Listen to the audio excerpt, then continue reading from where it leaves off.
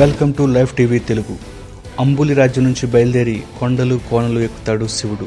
అవంతిక కోసం వెళ్ళి ప్రేమించి ఆమె లక్ష్యాన్ని తనది అనుకుంటాడు.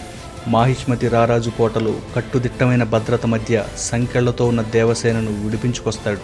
ఫైనల్గా నేనెవర్ని అంటూ గర్జించి తన జన్మరహస్యం తెలుసుకుంటాడు. ఇది పార్ట్ 1. ఇక పార్ట్ 2 కూడా త్వరలో రాబోతోంది. రివీల్ అయిన కథ ప్రకారం బాహు బళ్ళా ఇద్దరు దేవసేనను ప్రేమిస్తారు. దేవసేన మాత్రం బాహుబలినే లవ్వాడుతుంది. కానీ ఇక్కడే శివగామిలో చిన్నపాటి విలన్ క్యారెక్టర్ బయటపడుతుంది. దేవసేన బల్లాల దేవుడినే పెళ్లి చేసుకోవాలని కోరుతుంది శివగామి. దానికి నో చెప్పిన దేవసేన బాహుబలినే పెళ్లాడటంతో ఇద్దరిని దేశం నుంచి బహిష్కరిస్తుంది రాజమాత. మరి బల్లాల దేవుడి కోపానికి కారణం ఏంటి? రాజుకు బానిసలా ఉండే కట్టప్ప ఆ రాజునే వెన్నుపోటు పొడిచాడా?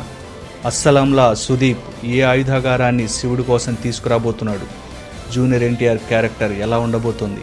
చివరికి బల్లాను దేవసేన చితి మీదకెక్కిస్తుందా? ఇవన్నీ పార్ట్ 2లో చూడాలి. బాహుబలి 1 ది బిగినింగ్ చూసేశారు. కొన్ని ఎక్స్పెక్టేషన్స్తో బాహుబలి 2 ది కన్క్లూజన్ కూడా చూస్తారు.